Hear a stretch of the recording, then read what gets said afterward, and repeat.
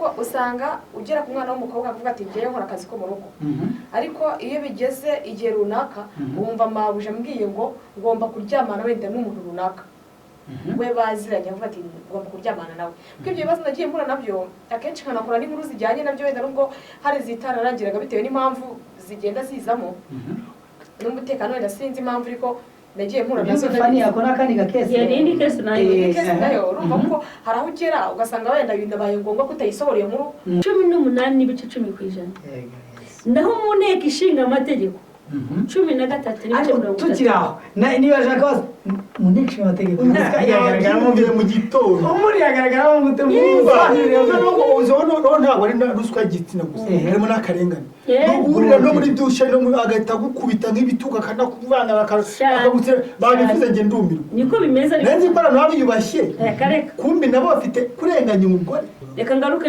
ngira icyo saba mfite byinshi byo gusaba ndasaba ubuyobozi bwite bwa leta ibintu biba byavuzwe byakozwe n'ubushakashatsi bwakozwe shimira Transparency Rwanda shimira Imbuto Foundation ifati ya mbere mu gusigasira uburere bw'umwana w'umukobwa no guhushoza umwana w'umukobwa ndetse no kumwigisha uko agomba kubwishakamo ndasaba ubuyobozi bwite bwa leta yuko bashyira ingufu muri iki kintu hakabaho ati boss ngiyewe yashatse kundangira akazi turatandukana kubera ko nafite akandi ateka ngo tuzanshakira umwana w'umukobwa ugakora uzasimura ku kazi kawe ateko kondisiyo uzambwire ko azajyamo igitsina cye kandi buri gihe urumva uwo mukobwa aramutumiza aza muri office ngo ntiyaramuzi nyine bavugana kuri telefone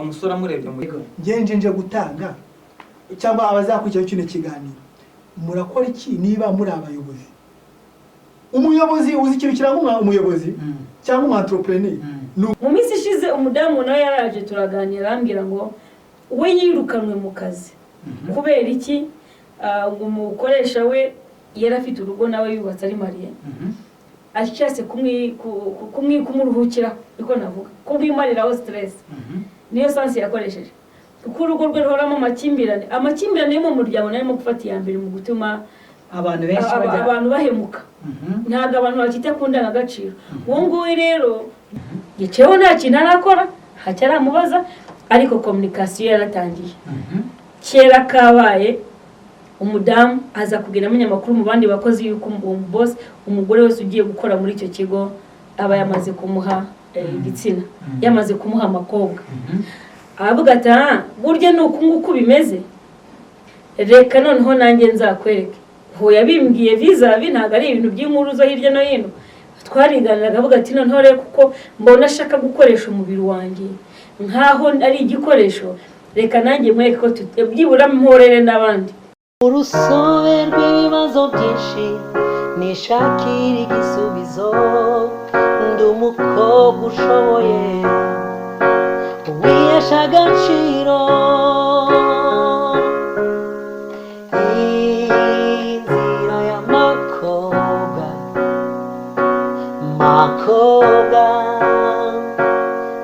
ese we babasore bawe babona akazi bakirangiza umwe mukuru atukanshakira amafaranga ngacuruza ingaya murumuna we ati nge nyihera make nge muri IBTC kwiga film making ubuzi byabaye nyagucuruza amafaranga murumuna we wiyigiye umwuga ubu no mukire ni utunze imiryango ngo uzashobora hanze IBTC Film School ni kwa Rubangura muri etaje ya 4 mu muryango 406 wanahamagara 0788543002 bitize ukajya ku rubuga wa eshatu akadomo ibtcfilmschool.com.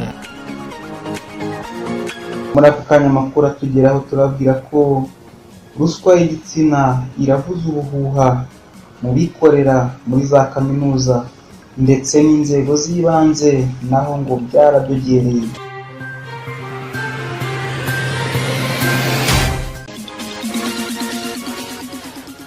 ishami ry'u Rwanda ry'umuryango mpuzamahanga uharanira gukorera mu mucyo binyuze mu kurwanya ruswa n'akarengane Transparency International Rwanda TI Rwanda batunze agatoki urwego rw'abikorera, amashuri makuru na za kaminuza ndetse n'inzego z'ibanze nk'ahantu hugarijwe na ruswa ishingiye ku gitsina, by'umwihariko isabwa abakobwa n'abagore. Ubushakashatsi bushya bwa Transparency International Rwanda imiterere ya ruswa ishingiye ku gitsina mu kazi bwashyize abikorera ku mwanya wa mbere w'ahantu hatangwa ruswa ishingiye ku gitsina, ahari ku kigero cya 57.20%, mu gihe mu mashuri makuru na za kaminuza iri kuri 42.60%. Mu nzego z'ibanze ruswa ishingiye ku gitsina ni kuri 37.20%, amashuri yisumbuye 36.10%. Urwego rw'ubutabera ruswa ishingiye ku gitsina iri kuri 23.10%. Ibigo bishamikiye kuri za minisiteri iri kuri 21.20%, naho muri za minisiteri iri kuri 19.20%. Yes, Transparency International Rwanda igaragaza kandi ko ruswa ishingiye ku gitsina igaragara no mu nzego z'ubuzima, by'umwihariko ibitaro, aho ku kigero cya 19.30%, inzego z'umutekano ikaba iri kuri 18.10%, naho mu nteko ishinga amategeko ikaba iri kuri 13.30%, mu gihe muri sosiyete sivile iri ku kigero cya 12.30%. Mu muhango wo kumurika ubushakashatsi kuri wa gatanu tariki 28 Nzeri 2022 hagaragajwe ko gahunda zashyizweho muri guverinoma y'u Rwanda mu guteza imbere ihame ry'uburinganire no kongerera ubushobozi umugore. Umuyobozi w'urwego rw'igihugu rushinzwe kugenzura iyubahirizwa ry'ihame ry'uburinganire GMO Rose Rwabuhi yavuze ko iki kibazo gikomeje kuba karande, ari niyo mpamvu hakeneye ingamba zikarishye mu kukirandura. Ati iby'ubushakashatsi bwerekanye twari dusanzwe tubizi, natwe ibibazo bijyanye no gushingiye ku gitsina bitugeraho. Ikibazo gikomeye cyane ni uko abantu badakunze kuvuga ruswa ishingiye ku gitsina kandi hari inzego zirwanya ruswa zirakizi, twese turakizi, ntabwo navuga ngo ni bishya, ahubwo dukwiye kuganira ku ngamba z'icyakorwa. Yes, umuyobozi wa Transparency International Rwanda Ingabire Marie Maclear yavuze ko giteye inkeke kuri ruswa ishingiye ku gitsina ari uko abenshi bahitamo kubiceceka. Ati iri hejuru cyane kuko abenshi barabikubwira, aba bana bakora muri za hoteli, muri za kaminuza, nushaka ukube gatanu ku byavuye mu bushakashatsi. Yes, urwego rw'abikorera n'urwego rw'uburezi ni inzego zugarijwe cyane ni ruswa ishingiye ku gitsina. Mu bushakashatsi bwa Transparency International Rwanda habajijwe abantu 1,200 barimo abo mu rwego rw'abikorera 629, mu gihe abo mu nzego za leta ari 405, bose bari hagati y'imyaka 18 na 60. Bwagaragaje ko 79.7% bazi cyangwa bumvise ruswa ishingiye ku gitsina mu kazi mu mezi 12 ashize, mu gihe abarenga 75% bavuze ko abagore aribo bafite ibyago cyane byo gusabwa ruswa ishingiye ku gitsina. Nibura 39.3% by'abasabwa ruswa ishingiye ku gitsina bahitamo guceceka ntibavuge iby'ayo mahano bakorewe. Hagaragajwe ko ikibazo cya ruswa ishingiye ku gitsina kiri mu nzego hafi ya zose, nubwo kugeza ubu hakiri ikibazo cyo kubona ibimenyetso. Ku rundi ruhande ariko hari abagerageza kwatura bakabishyira ahagaragara. Abahaye ubuhamya Transparency International Rwanda bagaragaje ko ruswa ishingiye ku gitsina mu nzego z'abikorera biteye inkeke, ndetse abayisabwe barimo abayitanze n'abagiye bananirwa kuyitanga bikabaviramo kubura amahirwe arimo akazi, cyangwa se abanyeshuri bakabura amanota.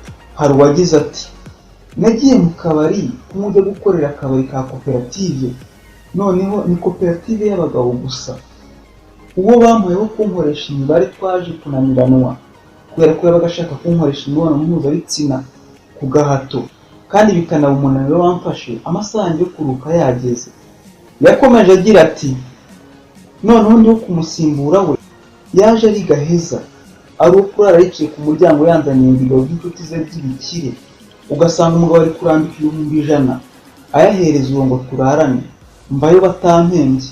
Undi yagize ati njye nagiye gushaka akazi boss arakama hashize ibyumweru 2-3 noneho mu gihe mbyutse ngiye mu kazi arambwira ngo aranshaka arambwira ngo ashaka ko dusohokana.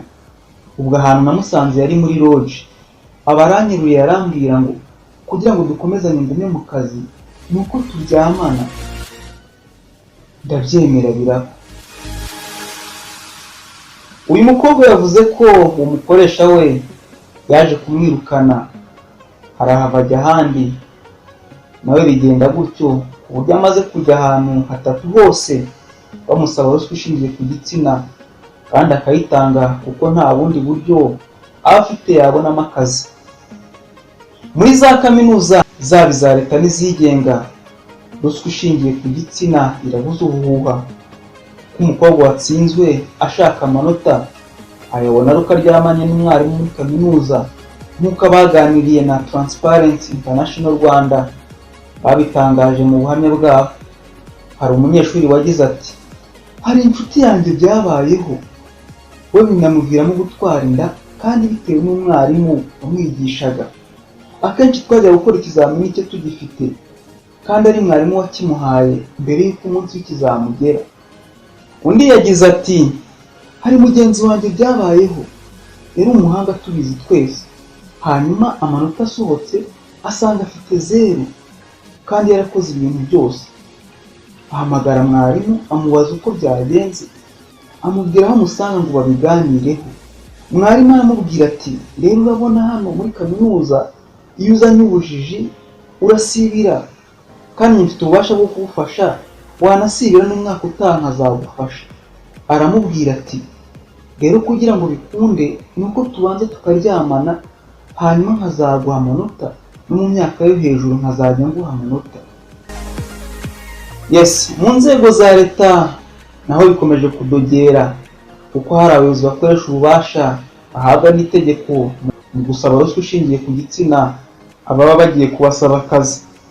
Ubushakashatsi bwagaragaje ko hari imyanya idatorerwa ndetse n'itorerwa mu nzego z'ibanze by'umwihariko imirenge ndetse no ku rwego rwa vice mayor. Hari abagera kuri iyo myanya ariko babanje gutanga ruswa y'igitsina.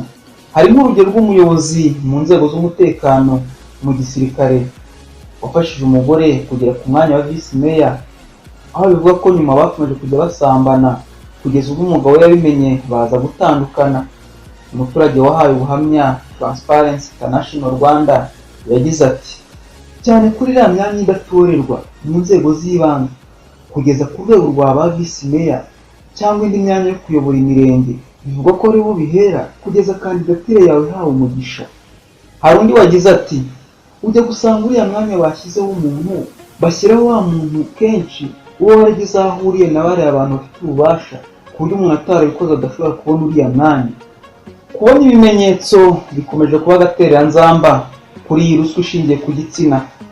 Umuyobozi wa TI Rwanda cyangwa se Transparency International Rwanda Madamu Ingabire avuga ko impamvu ikibazo cya ruswa ishingiye ku gitsina gikomeje kuba agatereranzamba harimo kuba kubona ibimenyetso bigoye cyane. Ati aba bantu baka ruswa ishingiye ku gitsina ni abanyamayeri menshi cyane aragutoteza n'amagambo agakomeza bikubwira none bukeye kubona yamwandikiye nk'aka kamesaje yamubwiye ngo hanyuma se nyine ibyo ntiwabijyana muri bibi cyangwa akakubwira ngo n'ubu nturisubiraho. Umukoresha wawe rero ukubwiye ngo n'ubu nturisubiraho ashobora kuba ko ari amakosa ukora mu kazi cyangwa akamubwira ngo ariko urakina n'akazi kuba ntuzi ko kabuze. Ushobora kugira ngo ni amakosa yo mu kazi ariko ubibwiwe we aba azi impamvu ariko icyo ntabwo ari ikimenyetso. Ingabire avuga kandi ko hari n'abantu bashaka gutanga ruswa ku buryo ushaka kuyitanga adashobora gutanga ayo makuru y'uko uyitanze.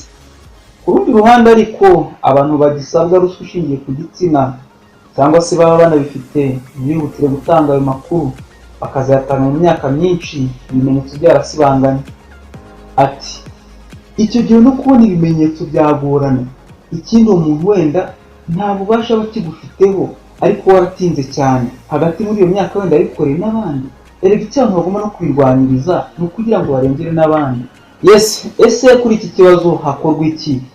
Kugeza ubu ruswa ushingiye ku gitsina bihanwa nk'ikindi cyaha cya ruswa cyose, aho itegeko rivuga ko uwakiriye ruswa n'uwayitanze bose bahanwa kimwe, ariko iyo uyitanze atanze amakuru iperereza ritararangira adakurikirana, uwamejwe icyo cyaha ahanishwa igifungo cy'imyaka iri hagati y'5 n'8 ushobora kugera ku 10 iyo akoze icyaha ari umuyobozi. Rwabuhihi avuga ko kubaka ubushobozi bw'abakobwa n'abagore ushobora gufasha mu guhashya ruswa, igihe cyose abasabwa ruswa bakemera kuyitanga izakomeza kubaho. Kuri yo ngo gutanga ruswa cyangwa kuyisaba ni ukutagira indangagaciro, bityo abantu bakwiye kwirinda. Ingabire we avuga ko leta ikwiye gushyiriraho urwego rw'abikorera amategeko agenga gutanga akazi, gutanga amasoko. Ikindi kandi leta ikwiye gushyiraho amategeko kuko abikorera ni igihugu mu kindi. Ubuyobozi bw'umuryango wa Transparency International Rwanda busaba ubufatanye bw'inzego zitandukanye mu guhashya ruswa, by'umwihariko ruswa ishingiye ku gitsina, kw'idindiza iterambere ikanakoma mu nkokora gahunda zashyizweho na leta zo kubaka ubushobozi bw'umugore. Rero turashimira cyane ikinyamakuru igihe.com dukesha iyi nkuru. 5 ni inzira y'amakobwa. Ibiganiro byacu ni buri munsi, cyangwa mukunda kudukurikira kuri inzira y'amakobwa kuri channel zacu kuri YouTube ndetse no ku zindi social media. Reka mbaye ikaze. Uyu munsi tugiye kuganira n'uri muri bya biganiro byacu duhora dukora buri munsi. Nitwa Nelson Mucyo, muri studio turi kumwe na ekipe ngari ya inzira y'amakobwa. Mbere yuko tuzakubabwira ko ku ngingo tuzakuganiraho, reka abantu bakuru buri muntu wese aragenda twibwira. Ndahera hano kuri uyu mujene aratwibwira, dukomeze tugeze hano noneho tugaruke tuvugane ku cyo tuzaganira buri munsi. Murakoze cyane. Nitwa Byiringiro Daniel. Yego. Mu buzima busanzwe nkora ibijyanye n'itangazamakuru umunsi ku munsi, ariko no mu nzira y'amakobwa nkora nk'umukomuniketa, ariko n'indi mirimo yose bazanshinga niteguye kuyikora kubwo kuvugira umwana w'umukobwa ndetse no guteza imbere igitsina gore muri rusange. Uri Dani. Murakoze cyane kunyakira Nelson. Nanjye nitwa Fanny Umutoni Wase, ndi umunyamakuru kuri Radio Flash FM na Flash TV. Nkora ikiganiro cy'umuryango zirabazubakwa, gakora n'ikiganiro kuri Flash TV cyitwa Nganiriza, ndi umubyeyi. Murakoze cyane. Akaba ari impuguke muri media, nawe tuzaganira aduha ibitekerezo byubaka muri iki kiganiro uyu munsi. Tugomeze. Nitwa Uwizeyimana Jules Claude. Nanjye ndi muri ekipe ngari ya inzira y'amakobwa. Ni usibye kuba ndi muri ekipe y'initiative kino gitekerezo cy'inzira y'amakobwa, ariko ubusanzwe ndanikorera. Yego. Akaba n'umuterankunga mukuru IBTC, akaba yitera inkunga ikiganiro cy'inzira y'amakobwa. Dukomeze. Umukobwa hariya, ikaze nawe. Murakoze. Amazina yanjye ni Iravuza na Musisi, nanjye mu buzima busanzwe ndi umunyamakuru. Akaba ari umunyamakuru. Ikaze mwese. Reka twongere tugaruke tubabwire ko uyu munsi tujye kuganira ku kintu kimaze iminsi kivugwa, ndetse hari n'abagikoreho ubushakashatsi. Transparency International Rwanda yakoze ubushakashatsi ku kintu cyitwa gutanga ruswa y'igitsina. Mu bushakashatsi Transparency Rwanda yashyize ahagaragara, yavuze ko abikorera, ibigo by'abantu bikorera ndetse n'ibigo by'amashuri makuru na za kaminuza biri mu bintu bitungwa agatoki. Ibindi byo tujye kuganiraho, tugiye kuvugana ku miterere iyo ruswa y'igitsina, uburyo itangwa, amayeri akoreshwa. Turagenda tuganira ku makesi atandukanye, turumva ubuhamya butandukanye. Uyu munsi nabatumiriye impuguke ziraza kutuganira. Natinze, reka mbijambo Mama Fanny. Ikaze nanone Mama Fanny. Urakoze cyane Nelson. Urakoze cyane. Nawe wasomye inkuru. Nawe isomye cyane. Yego. Usibye kuba Transparency yarakoze buriya bushakashatsi, Yego. abakanagerageza gushyira hanze ibyegeranyo bitandukanye. Ruswa y'igitsina irahari. Irahari. Iriho yaba ku bagore yaba ku bagabo yaba ku basore yaba ku nkumi irahari ni ikintu kiriho kigaragara impamvu tuvuga yuko ruswa y'igitsina ihari twemeranya n'ibyo Transparency Rwanda yavuze nuko hari ibimenyetso burya ni byiza yuko umuntu avuga ikintu ariko afite n'ibihamya uyu munsi dufite abantu benshi batandukanye turi buze no gutambutsa ama experience twagiye dukora abo twagiye tuganira bigaragara ko ahenshi bikunze kuba imbogamizi kuko ruswa y'igitsina iri gukoreshwa cyane mu gushaka imirimo mu bugene n'amashuri abanyeshuri babona amanota batsinde babona amaburse si nibyo gusa kandi imbiri nakoreshwa muri rubanda rugufi muri ba bana basiga imiryango bakaza gushaka akazi ko mu kugira ngo bose azamwongeza umushahara akamwaka ruswa y'igitsina bose yamara kubona icyo wa mwana w'umukobwa akeneye akaba ari icyo azamushyira imbere niba wa mwana w'umukobwa nta telefone ya smartphone afite byanze bikunze bose naramuka yimugura uyu munsi ejo bundi azacunganyira buje yagiye mu kazi amusange mu cyumba cy'abana filime irangiza impamvu nyise ruswa y'igitsina no kubera iki nuko rimubwira ati nuramuka utemeye yuko turyamana ndakwirukana kabiri nibi byose naguhenza bikwambura kandi ukuntu bimufata nkaho hazamo n'ubugome nuko abanza kubiguha ntacyo agusabye niba ari udufaranga kongeje niba ari ako gatelefone aguhaye niba ari uwo mwambaro aguhaye arabanza biguha atarakwaka igitsina ariko mu kanya gato nk'ako guhumbya bihindura isura kubera iki araza kuvuga ati ibyo naguhaye urabizi ko nagufashije kubona ibi n'ibi yego nayo ruswa y'igitsina no mu bigo by'amashuri cyangwa se mu zindi business zitandukanye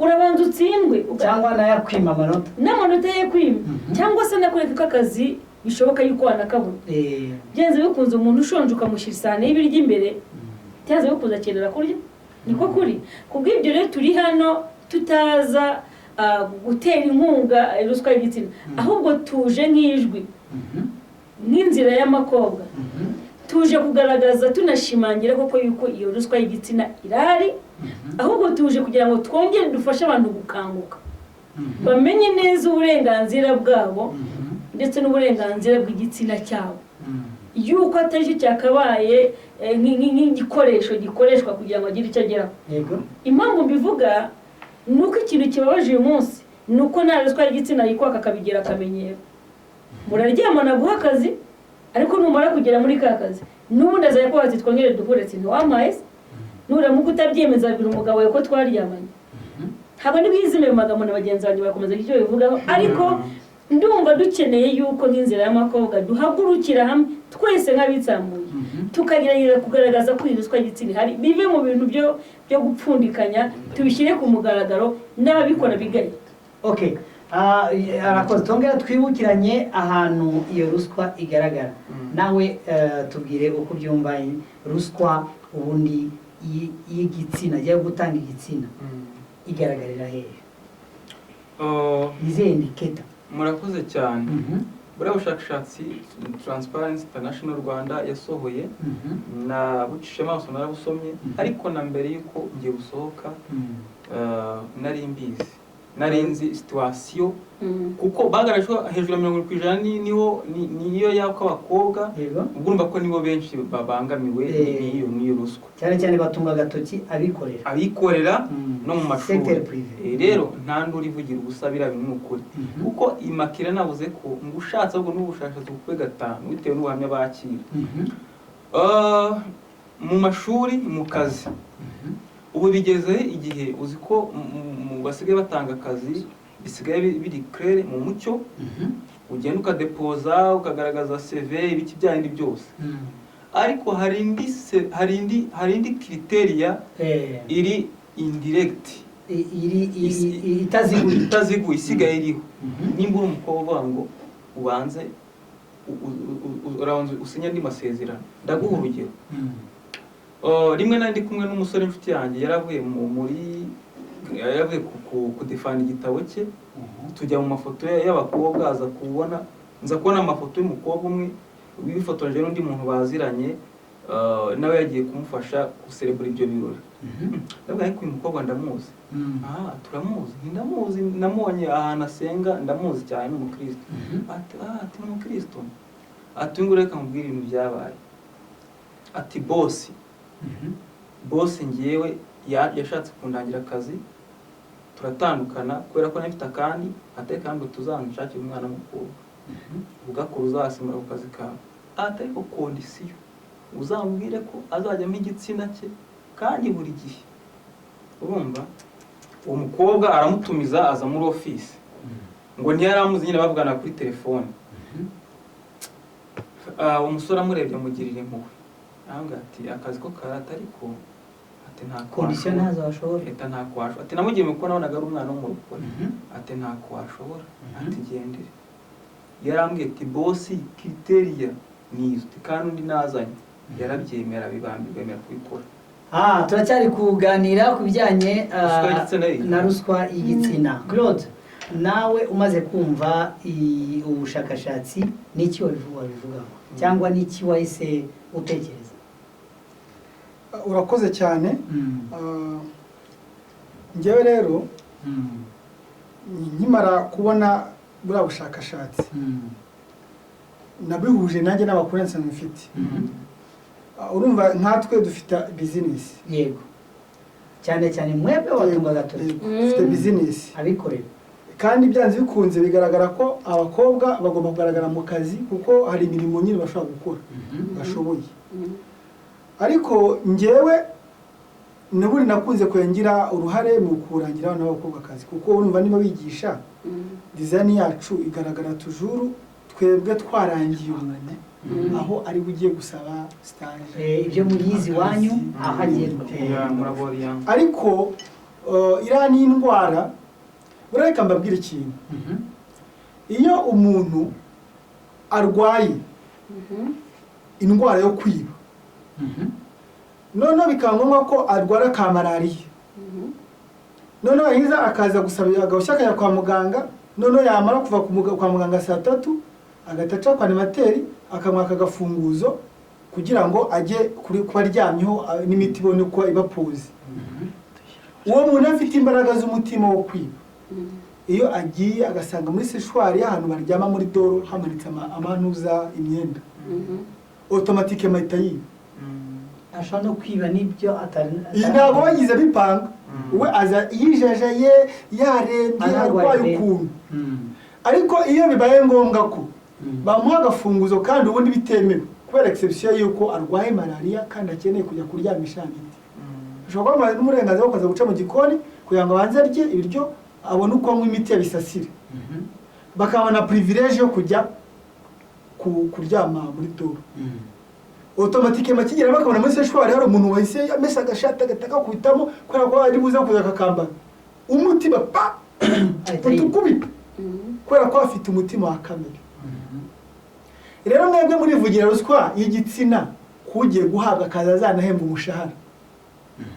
Noneho ahubwo njyewe hari abagaruka narohereje ahantu kandi ate n'akazi bagiye guhabwa ari stage itazava muri akazi akumva yaharanira. Ariko kubera ko wamukoresha afite imbaraga z'umutima wa kamere nk'uko umaze gutanga urugero rw'imbaraga z'umutima wa kamere, noneho sinakazi ntazanaguhemba.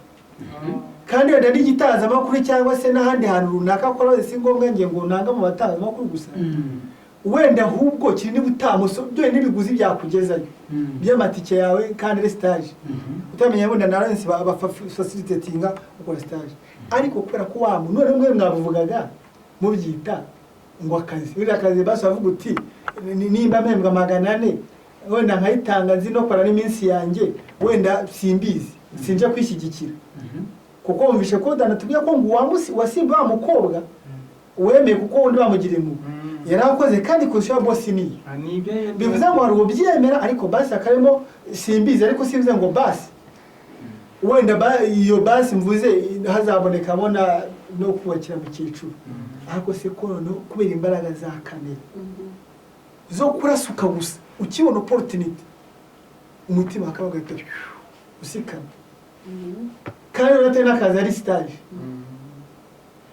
ejo navuganye n'umuntu utaranizi iwacu turavugana mbirukunda kuri script writing mbirukunda numva nyine grosse remote turazihuza muri domaine ya filmmaking ariko nkomeje kuvugana nawe ambira ko nawe ikibazo yagize ari uko hano yasabye stage toujours nawe abenshi bashaka stage wenda nige batari bigira ikizi nawe toujours hasi haza n'ikibazo cyo kumusaba ruswa kandi we yize n'ahandi rero ngewe uruhande ngiye gufataho ni uruhande rw'amashuri nize kera kujya mu nama muri remigo ya ministeri ya education noneho badefinisa ikintu bita poor management mu mashuri uzi ikintu bita poor management mu mashuri nuwango niba ngewe ubwo tubigenekeje mu kinyarwanda poor management ni imiyoborere mibi ikocana aho utamenya ibibera mu kigo cyawe kandi ari wowe ukiyobora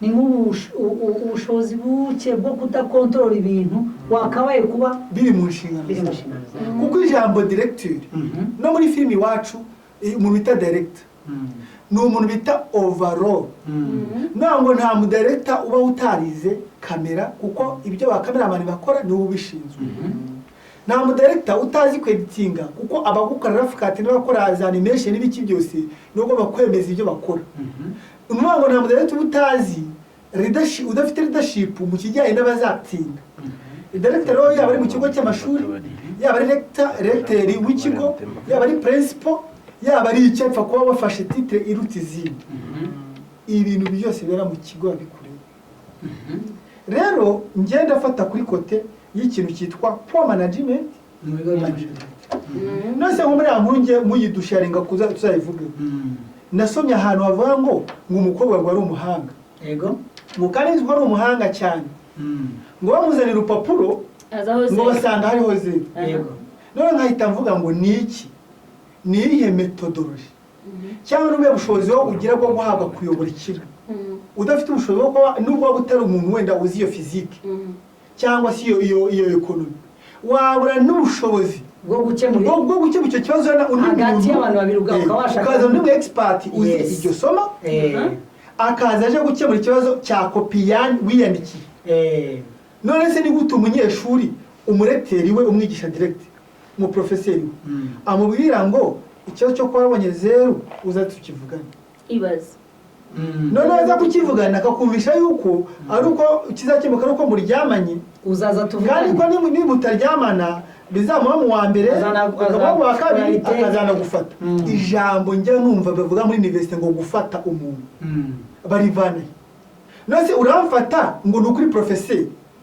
ubuyobozi bwa university niba koko watinyuka kujya kuvuga icyo kibazo ntibifatanye nawe cyangwa bahita bajya kumubwira kuko bimubwiye batagikemeye mu buryo bwabo kuko nk'ikibazo cy'urupapuro rw'ibyo nisubije icyo kiroroshye kuki uwo muntu atagira uburenganzira nubwo n'ubundi twebwe icyo dushinzwe ya awareness na inform kuki uwo muntu atagira uburenganzira bwo kugenda kwa recteur principal ariko ikibazo nibaza usanze principal nawe afite iyo ndwara bikaza kuba ngombwa ko akingira ikibaba akanarabura wa mu professeur ni none ni iyihe nzira yo bita manuel ashaka kutabiha agaciro standard operation procedures niziye manuel de procedure bashyizeho ni usanga zituma wa muntu ashobora kuvuga ngo ngewe nk'uko wanuka varuve y'amategeko ya internal rules zo muri campus uzi kubanditseho munsi mu mategeko ngo niba wiyemeje kwiyandikisha hano unategetswe kwemera amategeko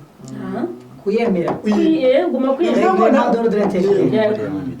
kuki batize bashyiraho na manuel de procedure ziyo urenganyijwe uko bigenda kuko ngenda bizi mu ma university pro baba ngo iyo watsenda releve ku munsi wa mbere ibiri kwa vice recteur ku munsi wa kabiri ikabiri kwa daf ku munsi wa gatatu ikabiri kwa vice recteur wungirije ku munsi wa gatatu ikabiri kwa principal ukahita ubona procedure ku buryo mu minsi ubuzi ko nubwo atanze ibitabo byo kugura releve izaba yabonetse rero niko bigenda none niye procedure bashyizeho kuyo muri batanze icyo kibazo noneho icyo nashingiyeho n'icyo nafasheho ngewe ni ikijyanye n'urupapuro ngiye narikoreye ndabisubiza ni umuhanga niba koko atari ukubeshya uwo muntu akaba atarabeshyaga ubu ashobora kuba ari umuhanga ariko boroka uriya munsi ku munsi w'ikizamini akaba yatsinzwe Yego. akabona na 0 birashoboka rero njye ndamutse ndi proud yuko ibintu nabikoze buriya ngewe kera nize kuganira n'umuntu wari ufite ikigo cyabaga kirimo abagande benshi hano i Remera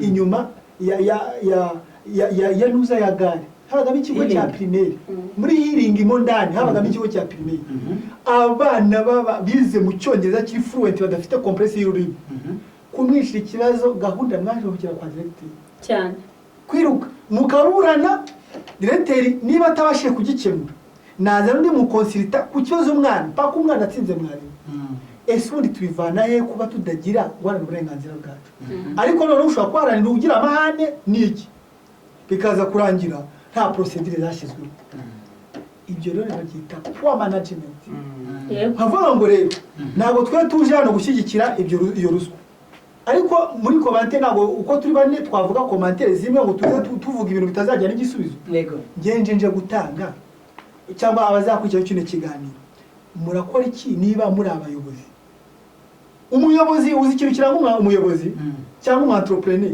ni uguhora arema udushya yego ntabwo ari ngombwa ngo niwasaze ikigo hari ibintu kigenderaho ugisiga nk'uko wagisanze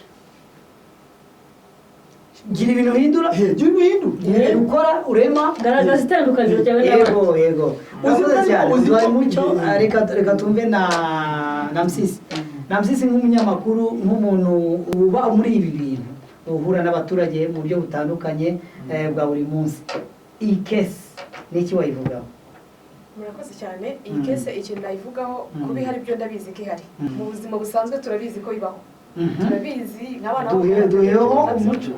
noneho cyane wenda nkange w'umunyamakuru ngenda mpura nabyo kuri tele aho mba nagiye gukamvaringa inkuru hatandukanye kuko usanga ugera ku mwana w'umukobwa avuga ati ngewe nkora akazi ko mu rugo ariko iyo bigeze igihe runaka wumva mabuja ambwiye ngo ngomba kuryamana wenda n'umuntu runaka we baziranye avuga ati ngomba kuryamana nawe kuko ibyo bibazo nagiye mpura nabyo akenshi nkanakora n'inkuru zijyanye nabyo wenda nubwo hari zitararangiraga bitewe n'impamvu zigenda zizamo n'umutekano wenda sinzi impamvu ariko nagiye mpura nazo Fani yakora kandi gakese yindi kese nayo urumva ko hari aho ugera ugasanga wenda bindabaye ngombwa ko utayisohora iyo nkuru kuko urasanga hari bamwe irakoraho icyo kibazo nacyo twagiye duhura nacyo nk'abanyamakuru duhura nacyo ugasanga ukoze inkuru ko kubera hari bamwe irakoraho ugasanga bakubuje kwitambutsa ibyo biriho nabyo turabizi ko mu banyamakuru tujya duhura n'ibyo bibazo ariko mu by'ukuri kuri tera aho tuba twagiye duhura nabyo nagiye mpura nabyo rero ugasanga umukozi wo mu rugo arambwira ati ngewe rwose mfite ikibazo runaka narakoze ariko maze gukora nsanga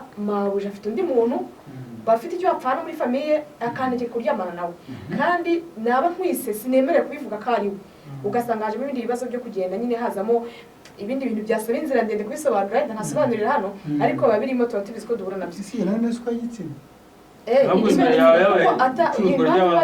iyo atamwirukanye iyo amubwiye ko atarabyemera amubwira ko atari bwemere ko akora aho ngaho ahubwo ati niba utemeye gukora iki ngiki kuryamana na musaza wanjye mubyara wanjye cyangwa yakwikundiye akazi urakava mama ababifite n'izihe nyuma ntabwo wenda mbisi icyo bavuganye n'uwo muntu urumva babiri hagati yabo y'uwo mumama wenda kuro ashaka kubasura yamubona nk'uwo mukozi ntabwo abakozi bose baba bafite nani kavuga ati ariko umukozi wako nta mukunzi wampangiye uziko akaba yamubwira ati mwareka gato kunganira na Musisi kuri ako kantu yaravuze ko umukozi mu rugo hari igihe hanini hariho n'igihe wa mudamu cyangwa wa mubosi cyangwa wa mumabuja abana batubatse aba mu rugo ari nk'umugore w'ibana w'umufiyemera cyangwa se ari umugabo w'ibana mu rugo reka dukomeze ku mugore kuko ababyeyi benshi mu bakobwa bakora akazi ko mu rugo bakunda guhura n'izo ngorane akajya gukorera umukoresha ariko atazi ingeso za wa mukoresha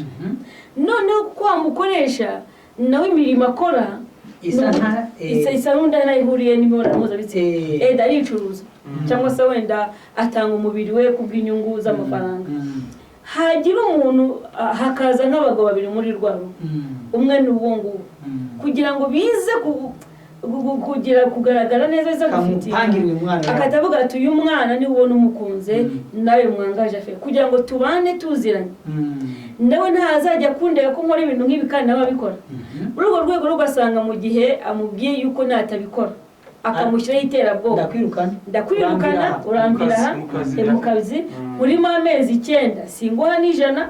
hari abakoresha abakozi atamwishyura, ugasanga ahanini wa mwana akanzwe n'imbaraga yatakaje muri ka kazi, kavuga ati se ndemera muhomba akazi, ese ndahomba amafaranga, akemera agatanga muhewe. ariko mu bigaragara byo nk'uko inzira y'amakobwa twahagurukiye kuba ijwi ry'umukobwa, twahagurukiye gufasha abana b'abakobwa kongera kwiremamo icyizere.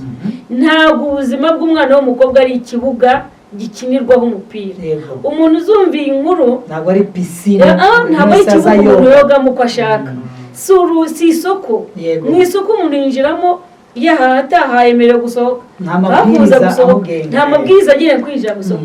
ntabwo umubiri w'umukobwa, ntabwo umutima w'umukobwa, ntabwo ubuzima bwawe muri rusange ari isoko. kubw'ibyo munyemye mvuge kano kantu, abakobwa cyangwa se igitsina gore kidukurikiye aka kanya kimenye neza yuko ari uburenganzira bwawe bwo kubaho. icyo ni icyambere, kandi kubaho neza, kubaho kandi ukabaho neza. you deserve the best. niko bimeze. ikindi kandi ukazirikana neza yuko gato cyane uzakinira ku buzima. ubuzima bwawe ni nk'amazi, yamenetse ntiwayayora. ubuzima bwawe ni nk'igi ryamenetse rikameneka hasi ntawariyora. kubw'ibyo wikemera, oya wibyemera rwose. turi ijwi ryawe, twakuruwe n'agahinda kawe, turahaguruka. emera rero uheshe agaciro ubuzima bwawe, natwe tugira aho tureba nk'inzira y'amakobwa. ikindi ndi busanga nkaho nsorezaho gatoya, ntabwo ndi bwizime mu magambo. ndashaka gusaba abakoresha baba ibigo bya leta, byaba abikorera, yaba abantu muri rusange, ndakubwira yuko niba ubikora uri umubyeyi menya ko nawe wabyaye. icyo biba nicyo uzasarura. bizakorerwa babo. ndabaha inkuru gato twari kuri tele mu cyumweru gishize, tuganira n'umwana w'umukobwa yari avuye no kwiga hanze.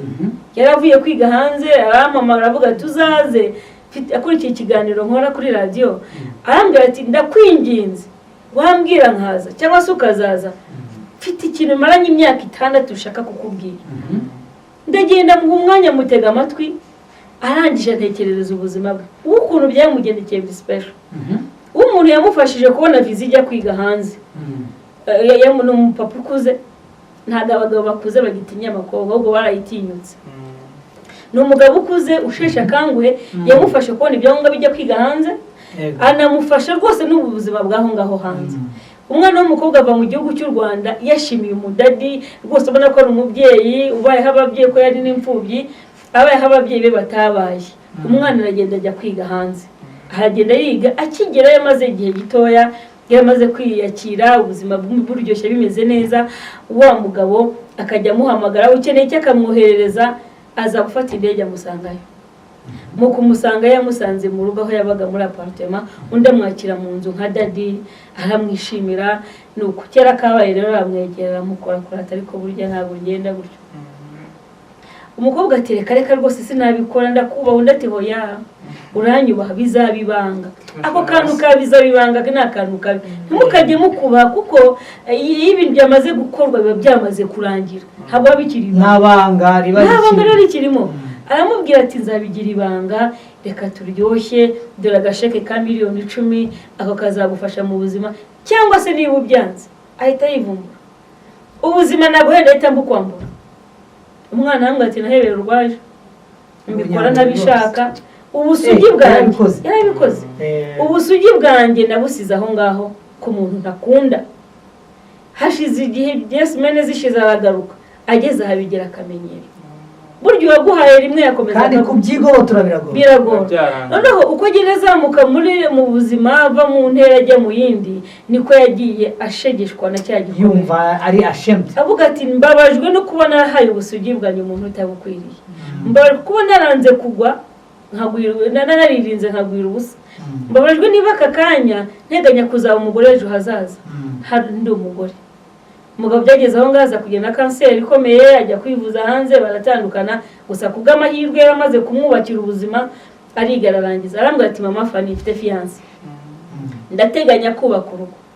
ntabwo ndabasha kwirekura ngo mubwire amateka y'ibyambayeho. ntaramubwira kire cya mbere kabiri akambwira ati mbabajwe cyane nuko nigenza mwemera kabimubwira azanyumvira ubusa gatatu nubwo yanambabarira tukabana ntabwo nzakira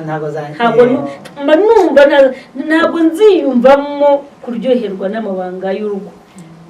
twemerere tubanze twamamarize umuterankunga wacu akaba ari IBTC ari nawe udufasha kugira ngo ibi biganiro bibagereho neza. ariko akaga kabaho rwose. ubwo uzi wa muhungu wanyiciye amafoto uko ambwiye ngo rekamo amafaranga ngo twongere dukodeshe imyenda y'abageni ngo nawe yongera dufotore nk'aho birimo kuba. hanyuma se ubwo gitifu muramuhamagara nawe muri iyo kinamicora si uko kandi ubundi nakubwiye ntibishinge IBTC rwose nibo bahanga mu gufotora ibirori. sinzi niba uri kumva karite byikorewe n'abarimu babyigisha.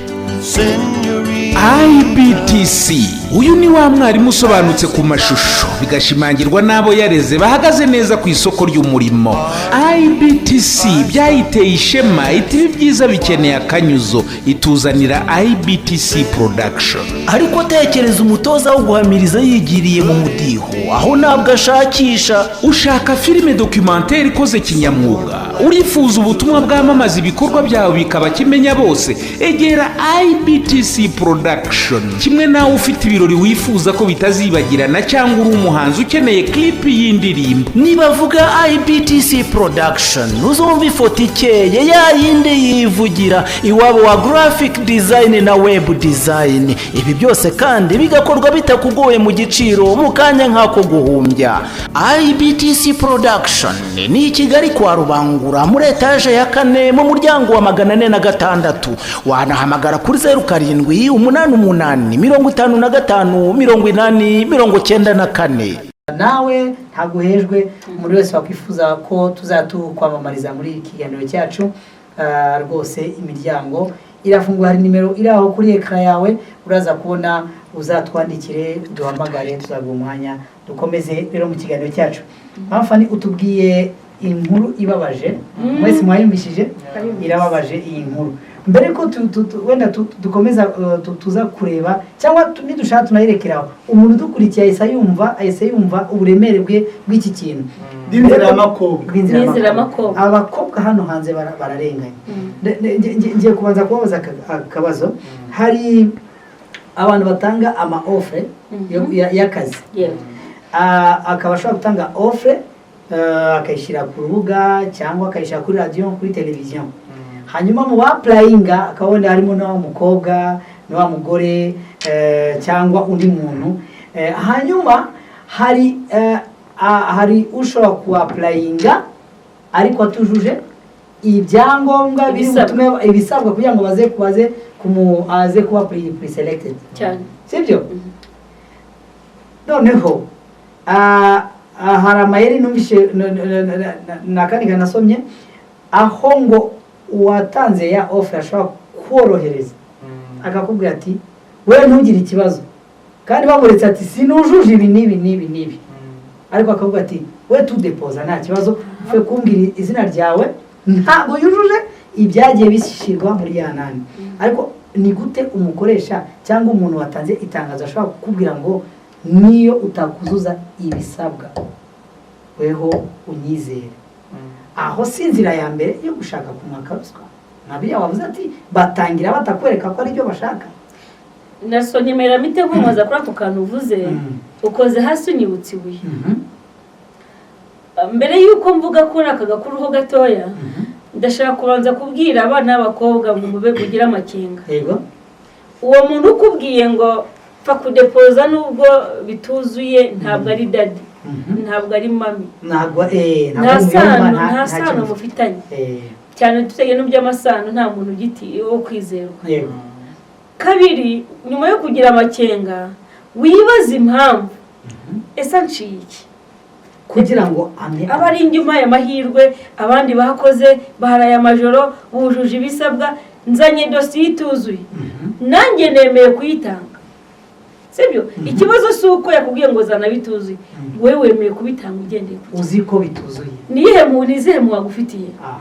mite nkomoza kuri aka kantu ho gatoya mbwira abadukurikiye cyane cyane abantu bafite ubushobozi bwo gutanga imirimo batanga akazi ahantu hatandukanye ndetse n'abarwiyemezamirimo mbabwira yuko ni nk'ibanga cyangwa se ni nk'umuvuno iteka ryose mu gihe uzaha akazi umuntu utakagenewe umuntu utagakwiriye kubw'icyo umukeneyeho kubw'icyo umuprofitaho umenye neza yuko uri kugenda usubira inyuma uri gutera intambwe nta musaruro uwo muntu n'ubundi ntawe azaguha kubera iki akazi azakinjiramo tubwire nka ba Claude barwiyemezamirimo kuko akazi azagahabwa nawe muryamane rimwe kabiri cyangwa se aze bafitemo n'indi myanya ikomeye umuzamure mu ntera ariko plus ubikora gutyo nawe namara kumenyera ko mujya muri mukaryama naza kwisanzura uzajya umuhamagara samanga ko utaje ukaze ngo ndacyananiwe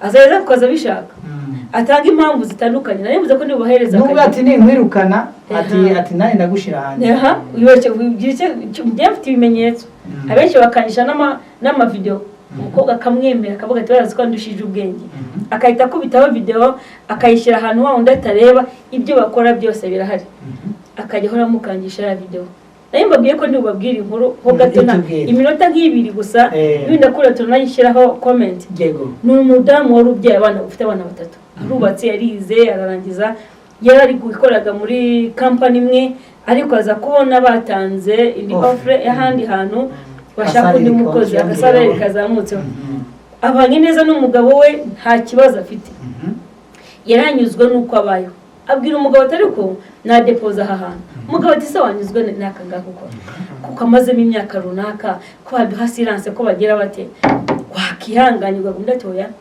ugomba kuva mu bwiza njye mu ndi bara barokora siri mu plan tunibuke neza yuko imibiri yacu ari insengero ari ingoro ni ingoro za Nyagasani yego arahatiriza aragenda ara depoza mu boss amukubise ijisho arebye ikimero abonye intambuka ati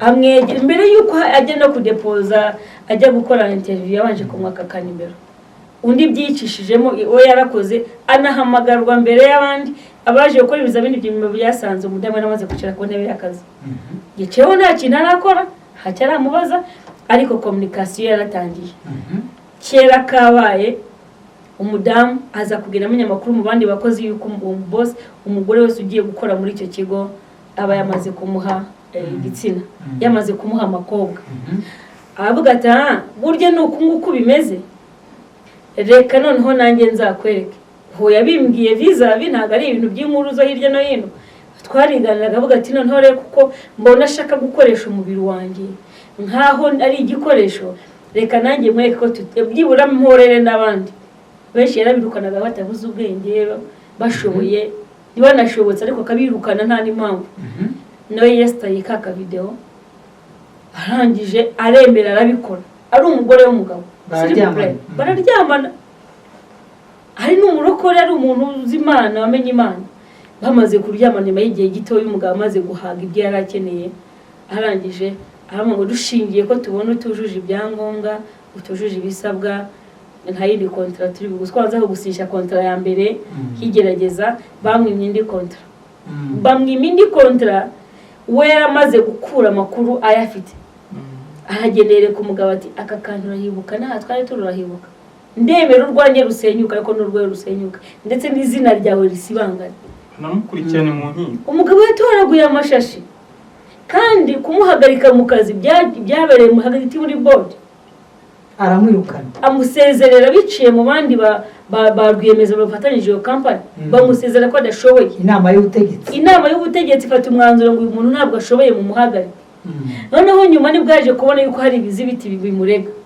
umugabo yataye umutwe amuca amafaranga amuca $25,000 undi ati ngaya arayamuha nyuma arambwira ati Fani nakoze icyaha arambwira turaganira nyaturira mugira inama arangwa ngo agiye kuyafata yongera mutesha umutwe mwakane ndavuga nti hoya yafate ayo mafaranga wafashe niba yatanze nk'ikiguzi cyangwa se nk'imbabaza gusabye ibyabaye byarabaye aho uziyungira n'Imana urahazi yafata ujye gufunguramo business yawe bwite umugabo murekera amahoro ye nabwiraga rero abakoresha yuko hari igihe ukina hari igihe umuntu wicaye cyangwa se ugakina n'umuriro utazi bw'ubukotsi ukazagaruka ukica inyoni ukina igapfa idakina. yego murimo murakinisha amakobwa mwayigize nk'umutego, murimo murategesha ibi bikoko, ariko ntabwo amakobwa akinishwa. Nibarize na Musisi kano kantu munyemerere gatoya. Na Musisi, abana b'abakobwa muri kino gihe bafite ibibazo, cyangwa se n'amakobwa afite ibibazo muri iki gihe. Kubera iki? Ntabwo gihabwa agaciro, ntabwo yubashwe. Kuko buryo nakubashye nzakubahira uwo uri we, ahubwo kukubahira icyo uri cyo. Tuve ku by'akazi n'icye n'amashuri. Ubundi muri make ubona amakobwa icyubahiro arimo arahabwa muri iki gihe nicyo akwiriye? Ntabwo ari cyo akwiriye. Ubundi umwana w'umukobwa uwo ari we wese agomba kuba hari ibintu atagomba umurongo ngenderwaho agomba kuba afite, akabazwa ngo niba ari umwana w'umukobwa hari uburyo niwumufatemo, nk'uko mba nzi ngo ari umwana w'umukobwa ntashobora kujya kuvugira mu bantu runaka. Ibyo byo ni ibintu umuntu agomba kuba azi nk'umuntu ufite indangagaciro. Nk'ubu hari ukuntu nshobora kuza hano tuvuge niba turi hano, ntabwo naza ngo muterure ikiganiro cyanjye njyewe ubwanjye ku giti cyanjye turi kuri media. Hari ibintu rero abakobwa tuba dukwiye kurindwa nk'abari, kavuga ko turi abari, abantu b'abari hari ibintu bakwiye kurindwa. Rero kuba umukobwa yamaze kudahabwa agaciro muri society cyangwa mu muryango runaka, ibyo aba ari ikibazo cyamaze gutangira kugaragara. Bivuze nk'umukobwa ntabwo muri iyi minsi agaciro ari guhabwa, ariko akwiye guhabwa. Ariko rero simbaciye mu ijambo, njye ndibaza noneho reka umwana w'umukobwa n'umudamu nibo bagaragaje ko bafite ibyo byago cyane byo kwaka ruswa ishingiye ku gitsina. Uruhare rwabo bo ni uruhe bigirira? Kuko reka nguhe nk'urugero mu kwirwanya ndaguha nk'urugero. ageze ahantu heza. Niga muri kaminuza nigaga nijoro,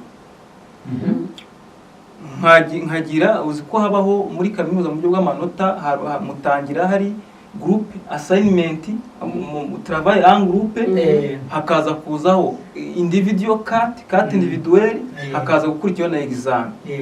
Ngiye naratangaye muri travail en groupe, nigaga muri nafata ne groupe y'abandi bantu bakomeye, harimo abadamu b'abagitifu bakora mu mirenge n'abandi bikorera. Kubera ko rero nge nize mu Cyongereza, bo bize muri systeme francophone, ntabwo ibintu twe kwiga ntabwo bari babibashije. Nge nkabwira ndi free ndahari, mu mperezo udufaranga tumotiva, nge nzanza mbibakorera, noneho nze mbasobanure mbigishe n'icyo gupresenta bitazabacanga. Ibyo turabikora bakayakotiza. Noneho umudamu umwe nge naje gutangara, araza arambwira ngewe nta mafaranga mfite, uremera pare yanjye umbabarire ntuyinyishyuze. Ndabwira se ko nawe mba navunitse koko uragira ngo bigende gute? Ati mbabare. Mbese asa nantereta arambwira, ndibuka ko yambwira ijambo, umugabo wanjye yanyica nindamuka nsinda, mbabarira rero umfashe. Ndabwira biza kurangira finalo, mbwira nta cyamafaranga yihorere. Mpita nibaza ko mubabariye muri travail en groupe, muri kati bizagenda gute? My friend, abanyeshuri bose batinya kati. Nushaka ko warize warigize gutu batinya kati. Muri exam umunota ujye kuyobora bizagenda gute? Ubwo so hazahera za ntege nkeya. Abo nisa mbibona abani wowe ahubwo ukuntu ishuri ryawe rizarangira nahanga nakubona. Nimba ugira ubunebwe bwo kwikorera travail en groupe, ntubizi ushaka kumenya kwiga, ugatinya umugabo azakuca zakwica. Ufite ibyo uzahunga kugira ngo ubashe kubona amanota, azabitanga. Ikindi kintu cya kabiri, ejo bundi kabyara kanjye karampamagaye kagakobwa, yakoze tronkome ariko ntiyabasha guhita abana yaretere bajyana mu bindi bigo, ahubwo biba ngombwa kazagaruka kwiga mu kigo yari asanzwe yigaho, akaba ari ujya kwiga superieur. Muganiriza mubaza uko situation z'amasomo yatangiye bimeze, mama yarambwiye, uwo mukobwa nako yarambwiye ngo directeur ngo marangaje ngo asiga ashaka kuzana ibintu ngo bikaze ntazi ntese biki. Nimbwira rero nikagira inkuru, arambwira ngo mama wacu yambwiye ngo arambwiye ngo kumara ngo umukobwa wawe ngasiga yanyuraho ngo yirakaje ngo yirubije ngo ntagazi kaje gusibira anga ngo arabona tuzashobokana, ngo yirakaje ngo atanse cyangwa abona tuzashobokana. Ndamaze ntese kumusekera ujya ngo ugende imbere mushinyikire nese ubundi abanyeshuri bose bategetswe ko bazamushinyikira mperereje amakuru bambwira ko umudirecteur ari umudivorce ahora atandukana n'abagore ahora agera gutagira gute urumva nk'uwo yarabiciye biraciye none se nk'abo bantu icyo nutari nibaza bo uruhare rwabo ni uruhe ni ugukumira iyo ruswa kuko ushobora gusanga ahubwo nabo hari ukuntu bayikururira bagaragaza intege nke zabo njye nakomanda ko abakobwa n'abagore bamenye ubushobozi bwabo bamenye uburenganzira bwabo biyubakamo ubushobozi n'uwo mwana w'umukobwa nk'uwo habaye icyo kibazo atobora kivuga bigaragaza ibintu bikumva hakiri kare nawe nta muntu bafitiye impuhwe byanze bikunze iyo makobwa yabo bazayangiza njyewe tujuru muravuga ibintu binyuranye n'ibyanyu kuko njyewe mpora nibaza what the meaning of business administration uburyo umuntu ayobora igihugu cyangwa akarere cyangwa iki abadirecteur b'ibigo by'amashuri bashyirwaho n'uturere inshuro nyinshi yego ni ukubera icyo amakuru nk'ayo amenyekana cyangwa hakazamo na suspicion gukeka umuntu yego ubundi njye niba ndibaza ubundi akazi ko gatangwa gate akazi kahe akazi nyine ko umuntu wabaye umuyobozi kuko njye ntangira bwa mbere mvuga hano navuze ku kintu cyitwa power management yego niba umuntu nta bayobozi nize kumva ngo birukane nka batatu mu kigo cya leta nashatse kuvuga izina ariko bazizaga ibintu bimwe by'ubuyobozi bubi no kutabasha gushyira ku murongo none se nkibaza niba uwo muntu afite iyo dosiye ubundi umuntu wananiwe urugo rwe hari ibintu byinshi hari inama abantu bagirwa bakomeye ntabwo tuzakugira icyizere ubonana urugo rwawe erega buriya Claude rero nkavuga ngo uriya muyobozi ufite izo mwendere etike izo etike nkeya yego uzi uko navuga ngo agacuma karanzwe kandi kwakure barakadoze bagashyiramo indoze bagashyiramo n'ibintu bituma katagakava umuntu kajya kajya imbere y'ubukwe niba umuntu yaranzweho n'ikimenyetso cya mwendere etike afite inenge kucya kuma muri administration kandi ayobora ahantu haba abajene kandi afite icyaha kirinda kubona nk'aburyo uwo mumeya w'akarere niba ashyiraho directive nuko uwo muntu azi kugura inzoga cyane mu kabari ku buryo uwo muntu iyo avama mu kigo kimwe mujyana mu kindi kandi hose ari muri situation z'abajene njye nkavuga ngiye kubangira uruhande mwumvisha ukuntu atangiye mvuga power management yego mvuga ku nama natanga ku kijyanye na manière de procédure kugira ngo akazi gakorwe none niba ndibaza niba umuntu hari umuntu uba muri manière de procédure yo muri hoteli hari procédure yo kwakira intuzi imboga harimo n'iyizinyanya mu kintu cya mbere bitondera ni ugushyira umuntu uri serious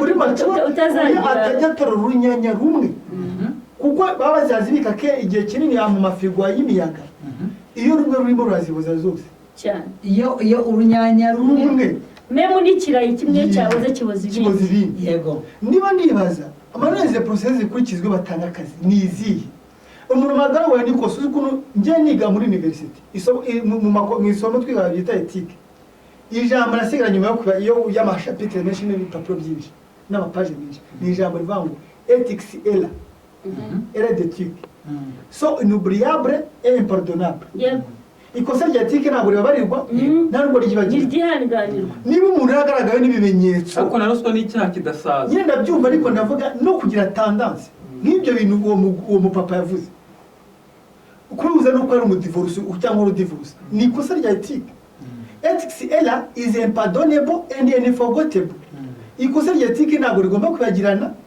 ntigomba kugira kuki wa muyobozi w'akarere cyangwa resusi zimene w'akarere kuko ari no uresosinga babana kuki batajya bareba mu ayo ethique ntabwo nzi impinduka natangiza kubwa amagambo mvuze ariko dukeneye impinduka nibyo dutungira agatoki ahantu hatatu cyangwa hane hashobora kugaragaramo ruswa y'igitsina umbwiye hake okay tumbwira hatanu oya ntacyo reka mvuga aho wambwiye ahantu hambere ruswa y'igitsina ikunze kugaragara ni mu bigo by'abikorera kabiri ni mu mashuri yego ahandi ha gatatu ni mu bano bantu ba rwiyemezamirimo aba bashinzwe ko bavuga ngo twatsindiye amasoko gutanga amasoko urakoze ahandi hantu hakunze ko hatanga ruswa cyane cyane hakunze ko hagaragara ruswa ni muri ba bantu baba bafite mu nshingano zabo gutanga imirimo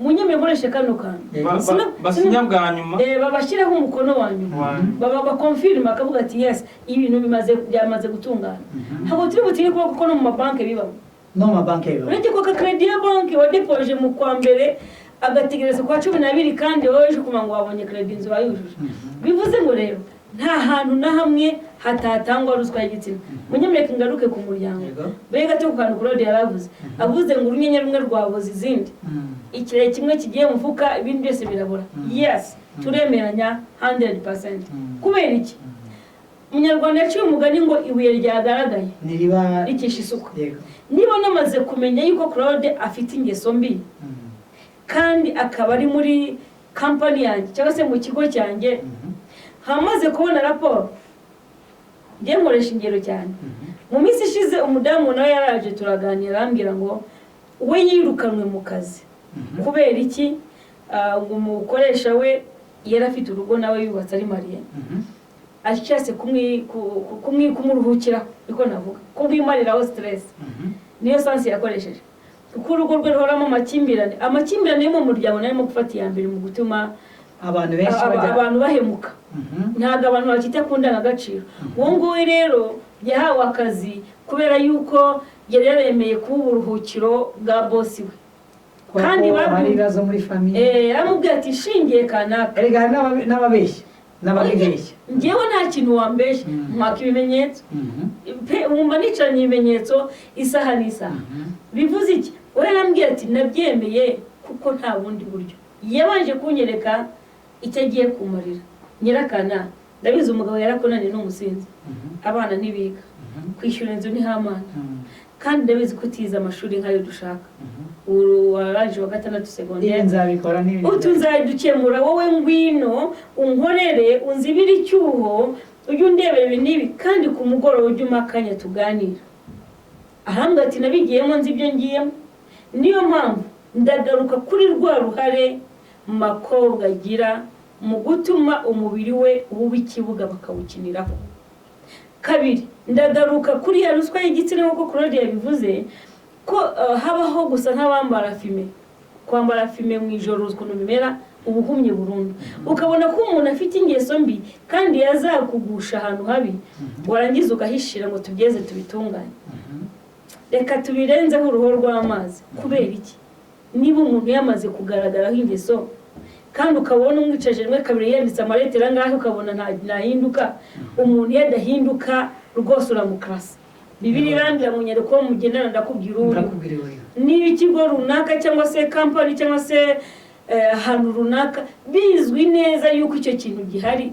hakaba nta gikorwa mu kirandurwe makobwa azabuzwa n'iki kunyerera ngo agwemo azanyerera agwemo urakoze Namsisi tubwire tugaragarize nkano hatatu cyangwa hangahe hagaragara cyangwa inzira ishobora kugaragaramo ruswa kuri kaminuza inzira ya mbere ishobora kugaragaramo ruswa muri kaminuza ni inzira yo kugihe cy'amanota gukora tuvuge niba ari ibizamini mugakora ibizami ariko wowe ugatsindwa wenda watsinzwe wamara gutsindwa ukagenda ukabwira lecturers bakavuga ati rwose babarira bimeze gutya ariko ntabwo nshaka ko nzabura amanota urabizi ko hari igihe iyo wafashwe n'isomo hazamo riteke nyine ugasubira kuri kora cyangwa icyo gihe ntabwo ari lecture rero ubigusabye niwo bisabye none bivuga ko no muri ruswa mama Fani hari uko umuntu ashobora kuyigusaba kuyiwithdraw yego download ariko twasanze ruswa y'igitsina nubwo twafukatinze ku bakobwa cyane ariko umukobwa nawe ashobora kujya kuyitanga hari uyihabwa hari itegeko kandi mbibutse ko rihana uyitanga n'uyihabwa komeza urumva rero ahantu hambere bishobora kugaragara ni mu gihe cy'amanota ku ishuri ho niho bigaragara kenshi cyane noneho wenda mu bindi bishobora kugaragaramo ni mu gihe yenda cyo kuba umuntu yagufavoriza wenda kujya ahantu runaka kuba umuntu yagufasha kujya ahantu gukora ahantu runaka nabyo buriya biza mu gice cya ruswa mu mastage umuntu akaba yakubwira ati ese ko nshaka tuvuge nk'urugero nk'abantu twize itangazamakuru ushobora kuba ufite uburyo baravuga ngo kugira ngo bakohereze ku kinyamakuru gikomeye ukorera stage nuko ufite amanota runaka wenda ari hejuru nyine ujya gukorera kuri radio cyangwa televiziyo y'igihugu ibintu byumvikana bajyana abantu b'abahanga noneho ugasanga ushobora gusanga umwarimu wawe akubwiye ati kugira ngo nza kohereza hana ubwo ni umuntu ushinzwe kukohereza yo baya bafite mu nshingano ati kugira ngo nza kohereza wenda kuri RBA ujye gukorerayo ni ukubanza kumva ruswa y'igitsina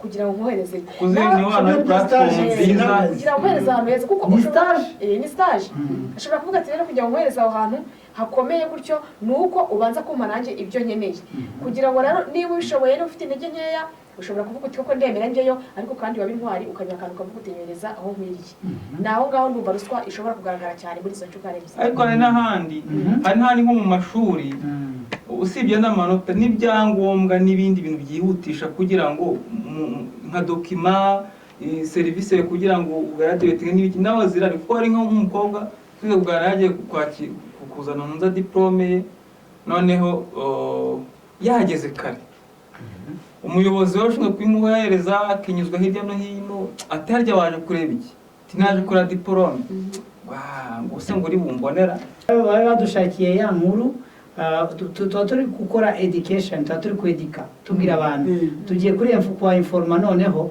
ku bantu wenda batamenye ubushakashatsi aza kuducishirizamo amaso adusomere iyo nkuru mbere ko tugana ku gice gisoza ikiganiro cyacu cy'amarekomandation noneho tugiye gukora recommendation aho ndakumva buri muntu wese ambwira ati noneho ubushakashatsi bwasohotse bugeze hariya hanze ni iki rero biza kwempaktiza abantu ubushakashatsi nk'ubu Transparency International iba yakoze bwempaktiza iki kuri sosiyete so twamamaze muri IBTC habamo gahunda zitandukanye habamo amafield atandukanye ushaka kwiga design hariya barakwigisha ushaka kwiga gufotora barakwigisha ushaka kwiga gukora filme gushutinga kweditinga n'ibindi byinshi uzahabona bagane va ku giti dore umuntu ese we basore bawe babona akazi bakirangiza umwe mukuru atukanshakira amafaranga ngacuruza ingaya murumuna we ati njye nyihera make njye muri IBTC kwiga film making ubwo byabaye nyagucuruza amafaranga murumuna we wiyigiye umwuga ubu no mukire ni utunze imiryango ngo uzashobora hanze IBTC Film School ni kwa Rubangura muri etaje ya 4 mu muryango 406 wanahamagara 0788543002 bitihise ukajya ku rubuga wa3.ibtcfilmschool.com.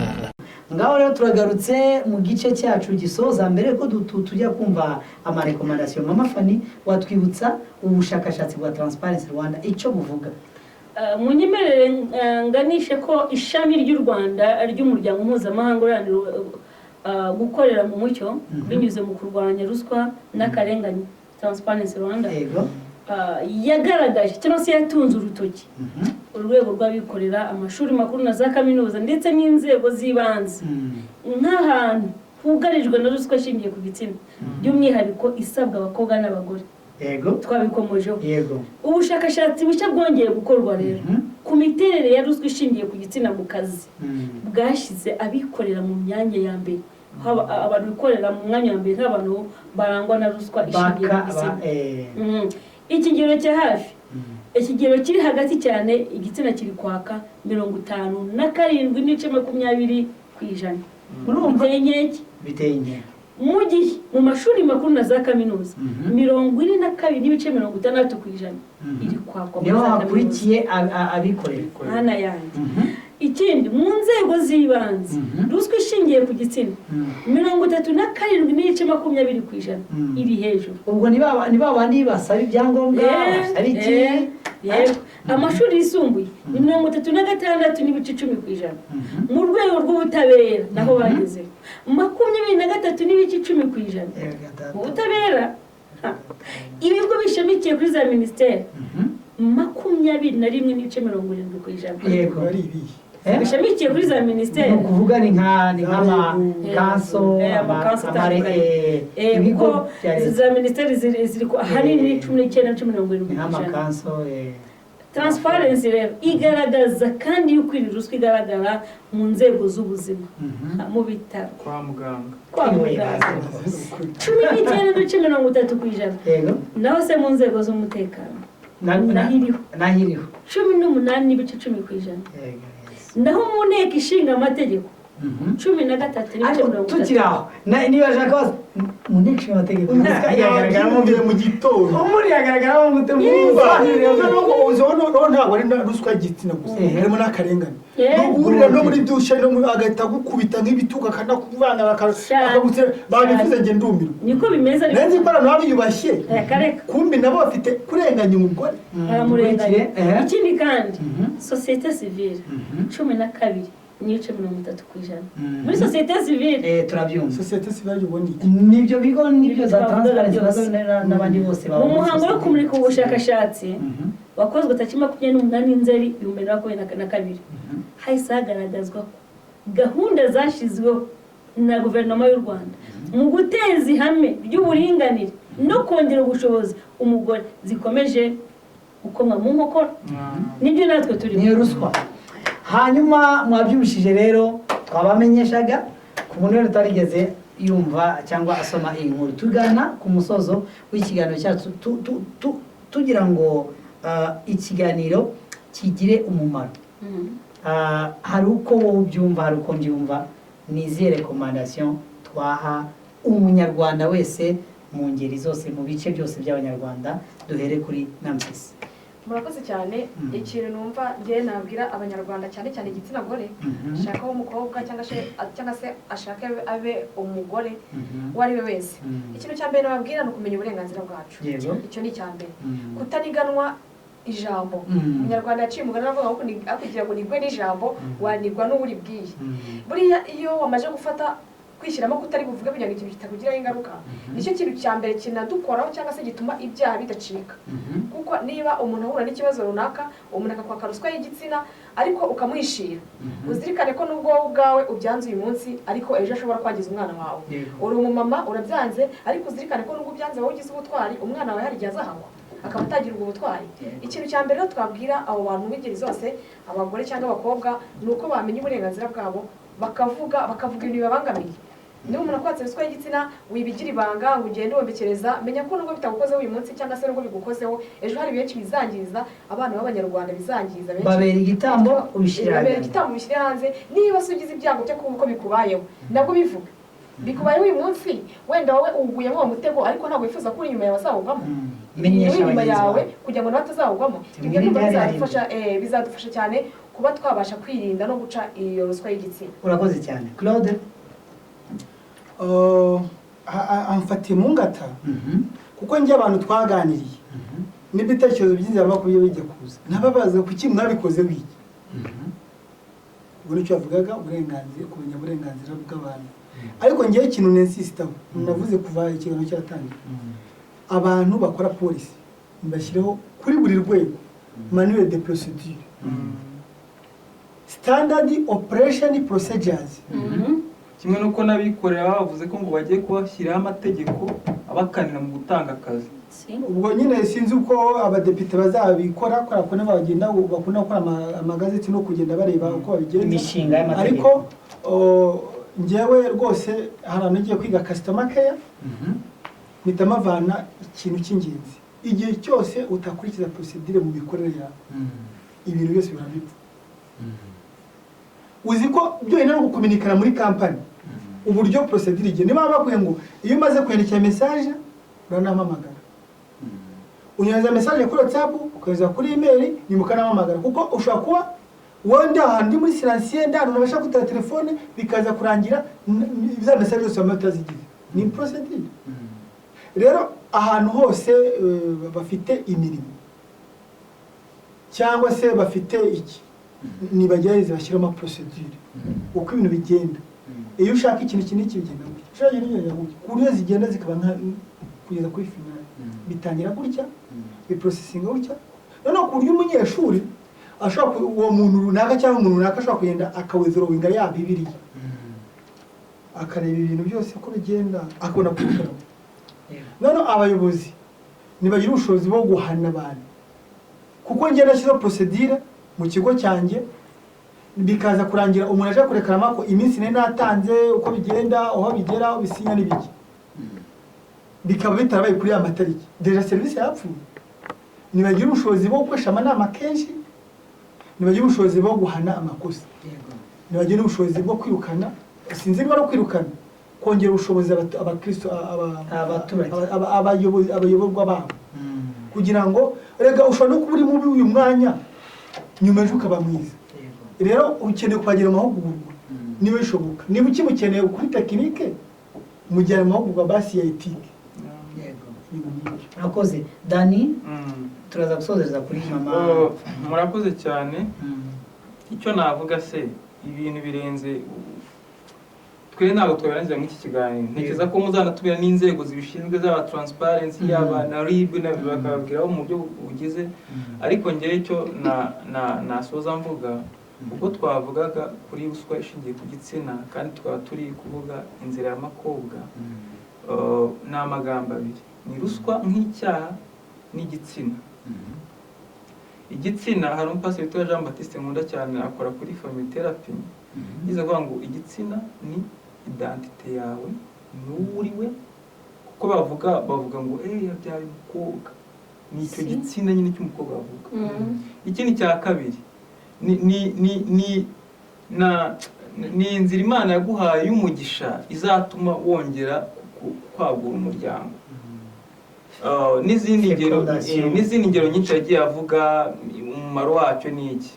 Rero umukobwa udukurikiye cyangwa umugore waba waratanze ruswa y'igitsina cyangwa ugeragezwa kuyaka cyangwa utarayitanga menya ko umuntu uzakubona ubwambure bwawe azaba asuzuguye uwo uriwe azaba asuzuguye icyo uzaba cyo azaba asuzuguye igihugu cyakubyaye azaba asuzuguye n'Imana yakuremye.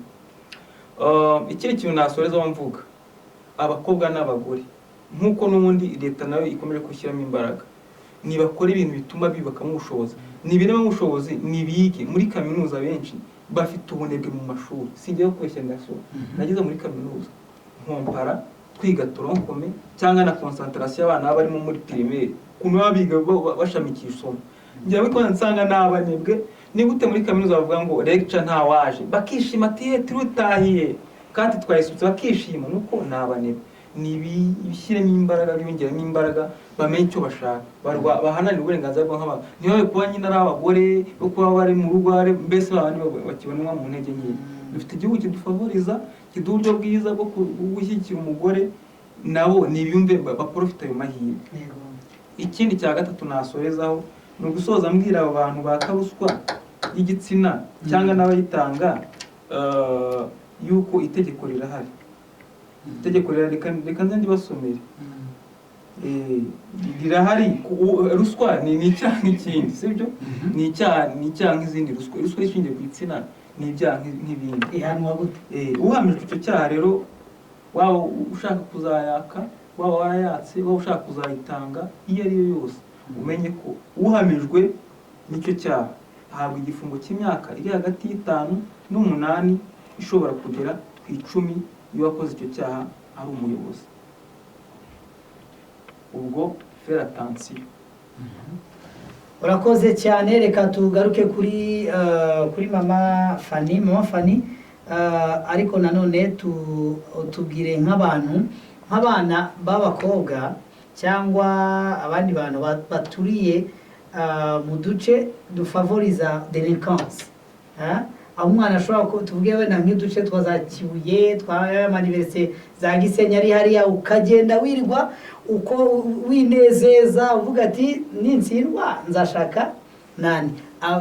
Hari amategeko badusomeye ahana udusozereze kubwira abakobwa yuko cyangwa nanjye yaba na recommendation nababwira yuko badahana gusa wayikwatse ariko nawe ugiye kwitanga ugafatwa barabahana mwembi. Niko bimeze. Ndashaka kubwira abakobwa badukurikiye cyangwa se bazumva ibiganiro byacu by'inzira y'amakobwa yuko icyo uzaba cyo ucyubaka kare. Yego. Icyo ndi bubabwire nuko kandi mu gihe wemeye ugafungura amaguru uri umukobwa nkoresha iki kinyarwanda mu mbabarira ukemera yuko uwo mubiri wawe yanzira yatubwiraga Dani yuko ari inzira icamo ibyishimo, icamo no kwaguka k'umuryango, ukemera ukayigabiza abashaka kuyitesha agaciro, bizagusigira igikomere ku mutima kandi ahazaza hazasigaraho.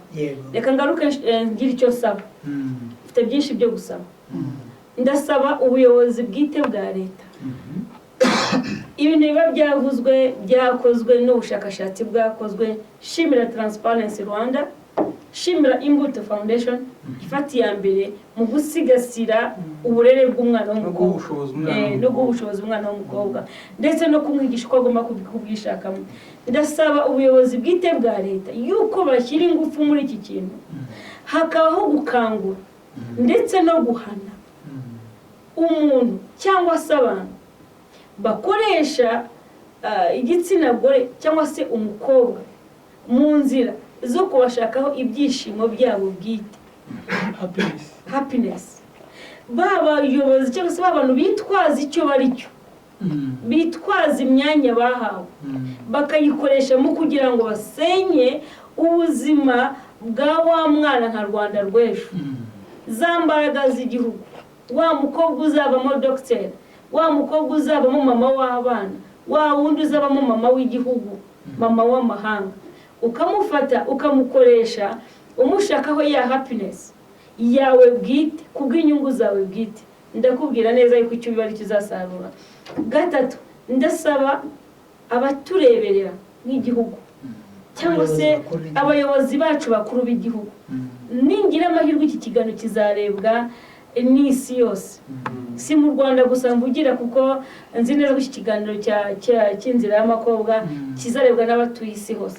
Ntabwo ari twe mu Rwanda dufite ikibazo nk'icyo gusa, no mu bindi bihugu bya Afurika, mu baturanyi bacu, mu bihugu by'amahanga, umuntu uzabasha kumva iki kiganiro ndamusaba yuko agomba kuba ijisho rya mugenzi we. Ndasoreza kuri iki kintu cyo kubwira aba bantu bareberera bakoresha rya jambo ngo bitanturukaho. Reka sanza sambana na bosi, reka batanyirukanira. Namenye yuko yateye inda umukobwa wo kwa runaka, reka simbivuga bitanyiturukiraho. Birabareba. Ntabwo bibareba bonyine, kuko ingaruka zizaza nawe zizakugeraho. Ikindi zizakugeraho. Ikindi umenye neza yuko niba urugo rw'umuturanyi ruvutsemo ikibazo, niba umwana w'umukobwa wa runaka agize ikibazo, ntabwo wakaryamye ngo usinzire. Hagurukana natwe twese nk'abisamuye, dufatanyiriza hamwe gushaka inzira. Nsaba kandi mfite byinshi byo gusaba, nsaba abantu, ibigo, abikorera cyangwa se abantu runaka n'amaministeri atandukanye afite kureberera umwana w'umukobwa mu nshingano zabo, yuko bafatanya natwe kutareberera, dufatanyirize hamwe gushakira hamwe igisubizo kirambye. Kuko na wa mwana muto yuvuka n'akadumbu umwana tuvuga navutse umukobwa oredeje muri yasi irimo bya bintu, yasi irimo amabi, irimo amabara, nawe naramukaje ntabona umuntu umutangirira hafi bamubwiye ngo utonde ku isi wahageze, uzagenda utyo. Makobwa wawe amenya amakuru, makobwa ari ku isoko, arimo arahigwa, kandi ntabwo ahigwa n'abato gusa, ahigwa n'abakuru. Byanze bikunze habeho kwigisha, kandi kwigisha no guhozaho, habeho ibiganiro bihagije, habeho kwegera abana b'abakobwa abo bagezweho n'ibyo bibazo nk'inzira y'amakobwa. Saba no dufatanyije nka team tugerageze no gushaka buryo ki twegera abakobwa bagezweho na za ngaruka. Bamwe batanze ruswa y'igitsina bagatwanda strateganyijwe, bamwe batanze y'igitswa y'igitsina bagaterwa indwara zidakira, bamwe bafite ibikomere by'imbere mu mutima bihora bibashengura, bamwe bamaze kwitera icyizere cy'ubuzima. Twongeye tubabwire ngo ni muhumure, haracyari ibyiringiro yuko igiti cyatemwe cyakongera kigashibuka. Murakoze cyane. Reka nanjye nshimire buri muntu wese wadukurikiye, mvuga ngo bimwe mu bigo byatunzwe agatoki kuri ruswa y'igitsina, harimo abandi bantu bakora muri ibyo bigo batabikora, harimo abandi bantu bafite bonne volonté yo kubaka, ariko baravuga ngo umukobwa abumwe agatukisha bose. Nawe haguruka ukora muri icyo kigo, uhaguruke utangire ubwatse kuki ibintu babitunga agatoki ikigo nkoramo. Niba uri umuntu w'umunyakuri ubihagurukane, ntujenjekere ibi bintu.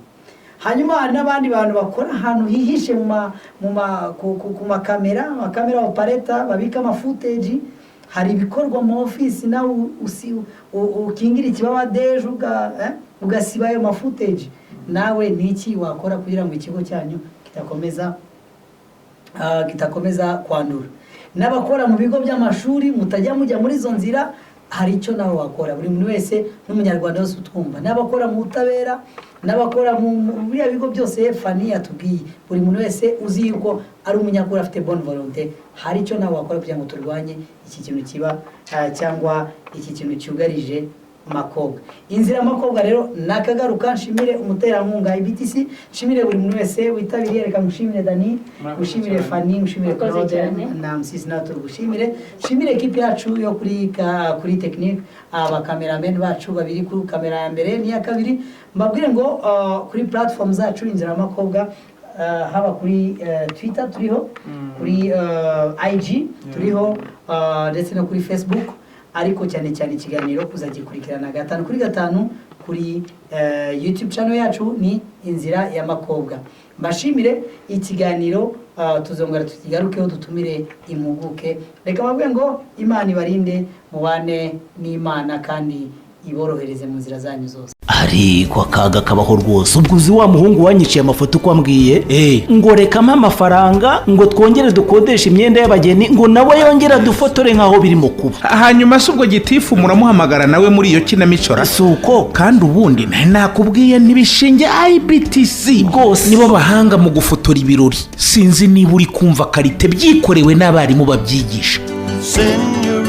IBTC uyu ni wa mwarimu usobanutse ku mashusho bigashimangirwa n'abo yareze bahagaze neza ku isoko ry'umurimo. IBTC byayiteye ishema, iti byiza bikeneye akanyuzo, ituzanira IBTC production. Ariko tekereza umutoza wo guhamiriza yigiriye mu mudiho, aho ntabwo ashakisha. Ushaka filime documentaire ikoze kinyamwuga, urifuza ubutumwa bwamamaza ibikorwa byawe bikaba kimenya bose, egera IBTC production.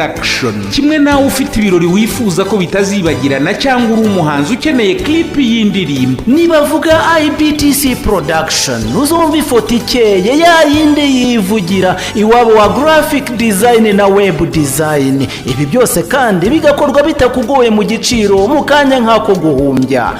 IBTC production ni i Kigali kwa Rubangura muri etage ya 4 mu muryango wa 406. Wanahamagara kuri 0788558094.